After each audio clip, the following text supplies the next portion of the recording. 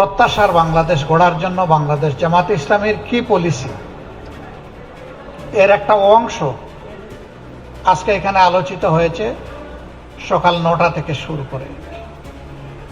আমি আরেকবার আপনাদেরকে অন্তরের অন্তঃস্থল থেকে গভীর কৃতজ্ঞতা এবং ধন্যবাদ জ্ঞাপন করছি যে গোটা দিবসটি জুড়ে আপনারা আমাদের সাথে ছিলেন, সঙ্গী ছিলেন, আমাদেরকে উৎসাহিত করেছেন, শক্তি জুগিয়েছেন, আমাদের আস্থা জন্মেছে। আমরা সবাই মিলে আগামীতে নতুন একটা বাংলাদেশ গড়তে পারবো ইনশাআল্লাহ। এখানে বিদেশি কূটনীতিবৃন্দ এসেছিলেন, মিডিয়ার সিনিয়র ব্যক্তিত্বরা এসেছিলেন, দেশের ব্যবসায়ী জগতের উল্লেখযোগ্য ব্যক্তিবর্গ এসেছিলেন, বন্ধু রাজনৈতিক সংগঠনের নেতৃবৃন্দ এসেছিলেন, ওলামায়ে কেরাম এসেছিলেন,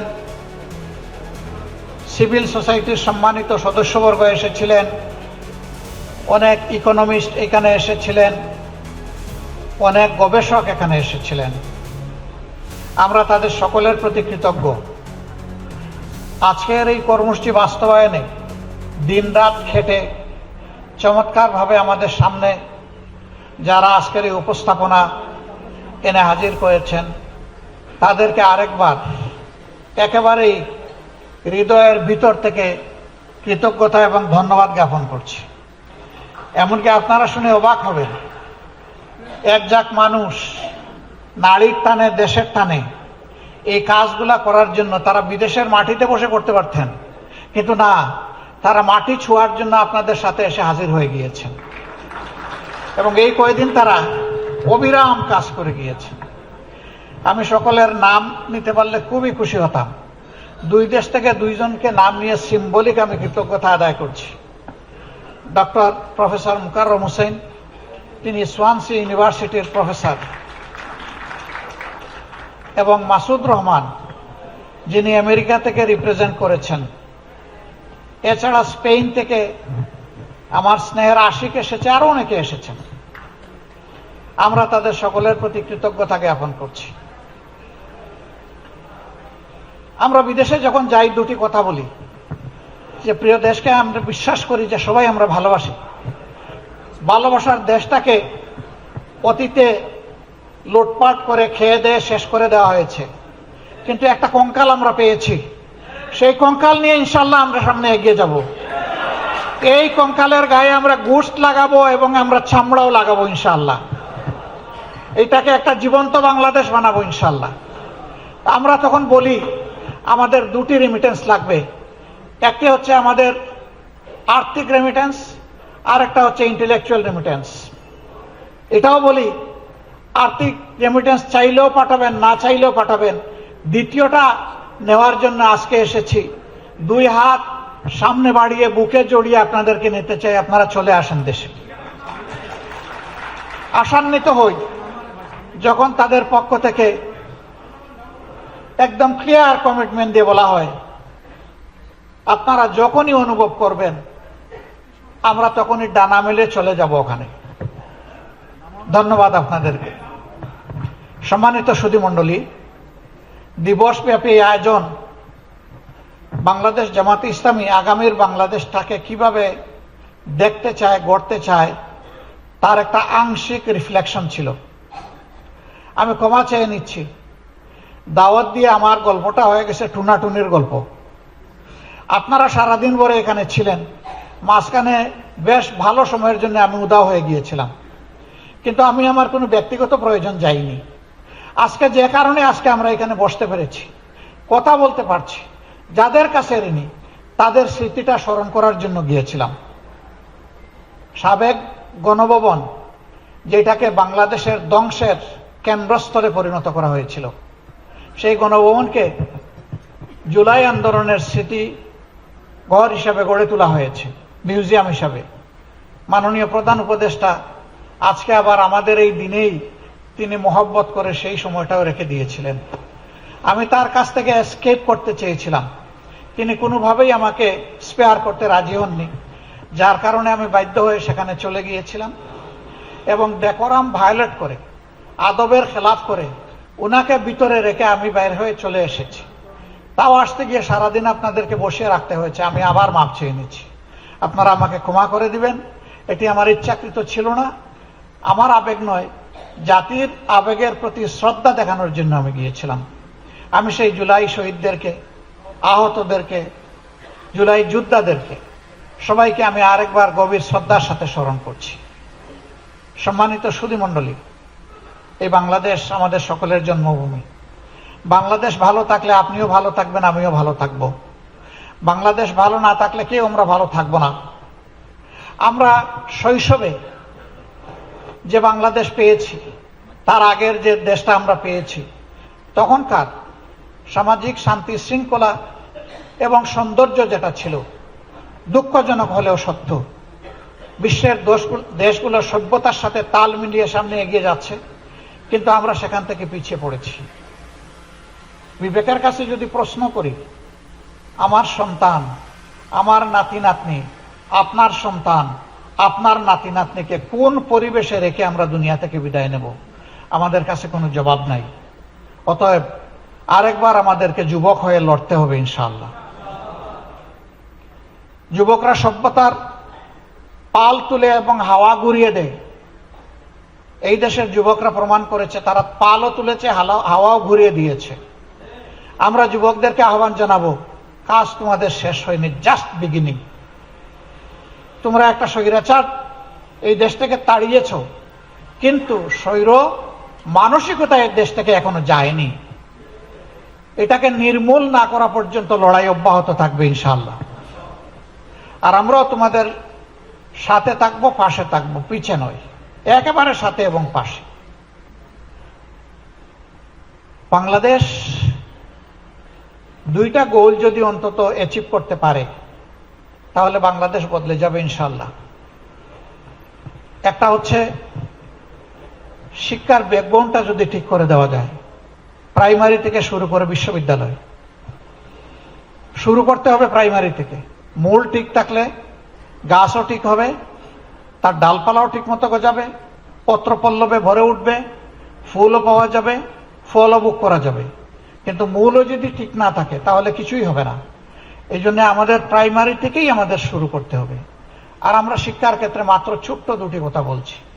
এই শিক্ষা হবে নৈতিকতা ভিত্তিক, আর এই শিক্ষা হবে প্রফেশনাল শিক্ষা। আমরা ওই সমস্ত বেকামা থিওরিটিক্যাল শিক্ষা এই দেশের জন্য আর একেবারেই চাচ্ছি না।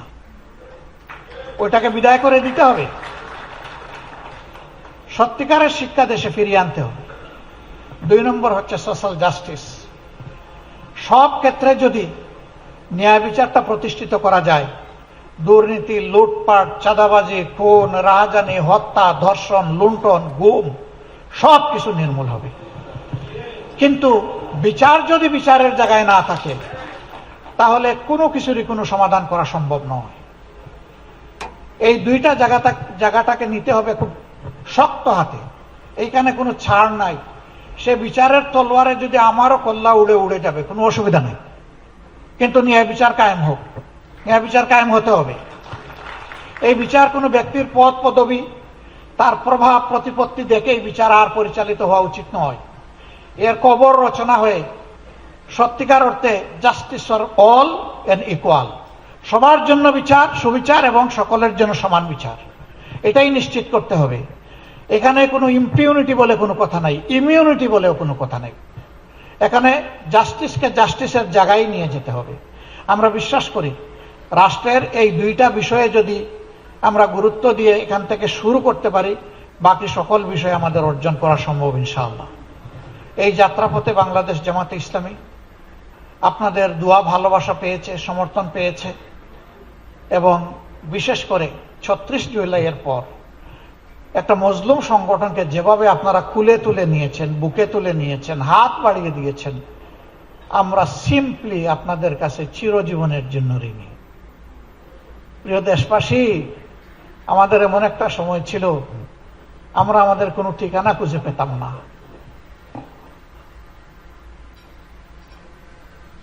সেই সময়টা আপনারা আমাদেরকে আশ্রয় দিয়েছেন।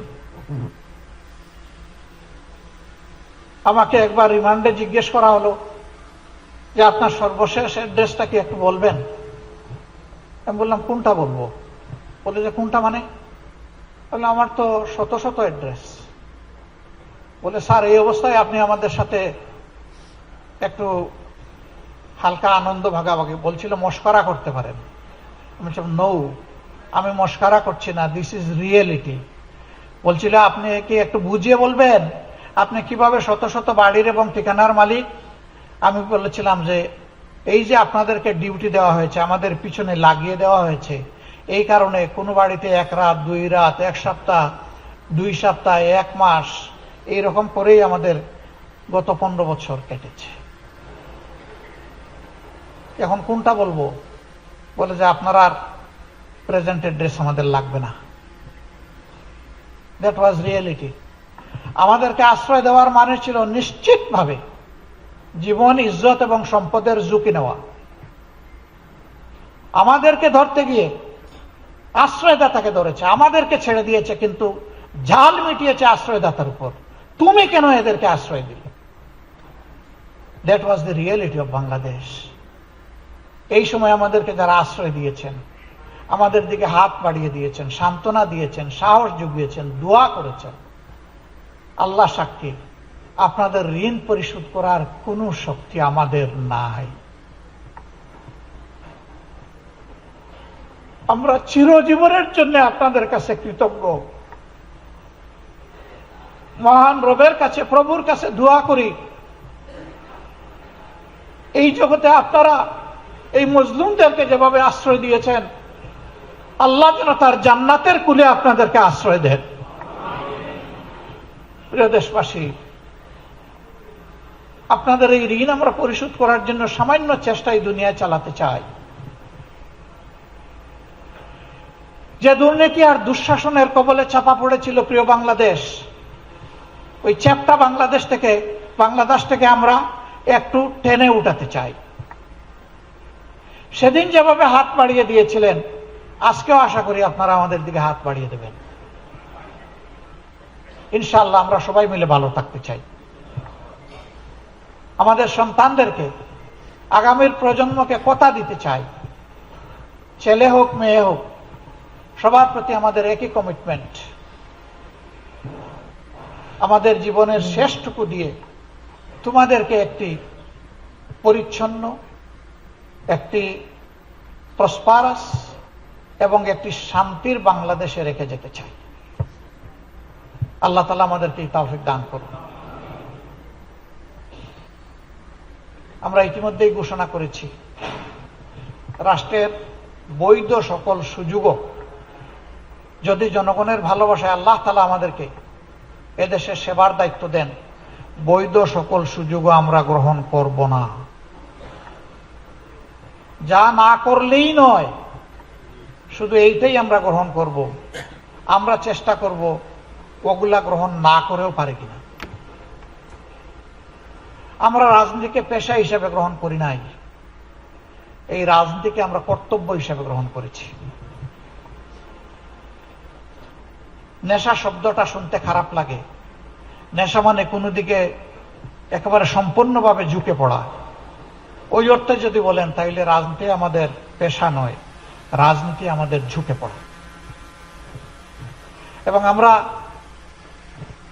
দুনিয়ায় রাজনীতি করি না কোনো পদ পদবীর জন্য, সম্পদকে ফুলিয়ে ফাঁপিয়ে বড় করার জন্য।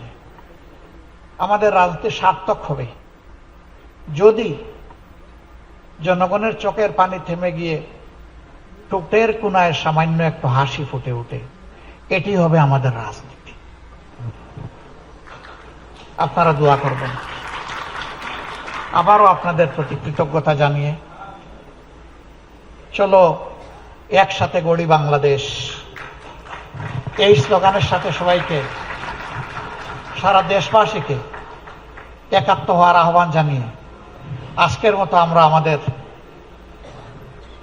এই আয়োজনের এখানেই সমাপ্তি ঘোষণা করছি। এই আয়োজনের সকল ত্রুটি বিচ্যুতির জন্য আমি দায়ী এবং এই জন্য আল্লাহর দরবারে ক্ষমা চাই। আর যা কিছু সৌন্দর্য ফুটে উঠেছে, এটি সমবেতভাবে আপনাদের সহযোগিতা এবং প্রয়াস। এই জন্যে আল্লাহর দরবারে শুকরিয়া আদায় করার পাশাপাশি আপনাদেরকে আরেকবার কৃতজ্ঞতা জানাই। আল্লাহ তাআলা আপনাদের মর্যাদা দুনিয়া এবং আখিরাত দুই জায়গায় বৃদ্ধি করে দিন। চলুন বাংলাদেশ একসাথে গড়ি। আসসালামু আলাইকুম ওয়া রাহমাতুল্লাহ।